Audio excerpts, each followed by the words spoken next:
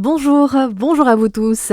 L'Europe doit se réveiller. Les mots de Sébastien Martin, ministre délégué chargé de l'industrie originaire de Chalon-sur-Saône. Il était en visite hier sur le site de Gueugnon d'Aperam.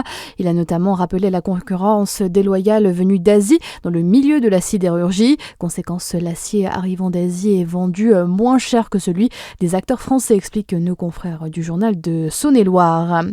Dans le reste de votre actualité générale, un peu moins de monde, mais les agriculteurs restent mobilisés. Une cinquantaine d'actions enregistrées hier par le ministère de l'Intérieur. Dans le même temps, hier soir, Sébastien Lecornu a fait le point sur la vaccination contre la dermatose nodulaire contagieuse.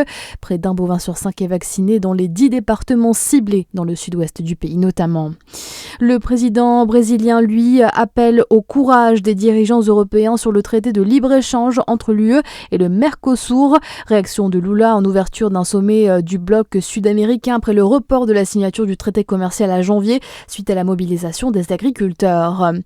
Vladimir Poutine fait un pas vers Emmanuel Macron. Le président russe est prêt au dialogue avec son homologue français, selon le porte-parole du Kremlin. Dans le même temps, des négociateurs ukrainiens, européens et américains sont en Floride ce week-end pour de nouveau pourparlers autour de la guerre en Ukraine.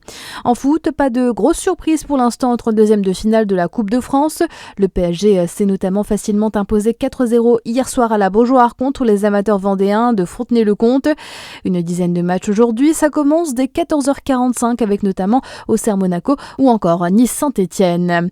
Et puis du basket, Dijon s'est imposé hier face à Nancy 90-75 durant cette 12e journée de Betclic Elite. Chalon qui s'est fait renverser par Bourg-en-Bresse aussi hier 82-80.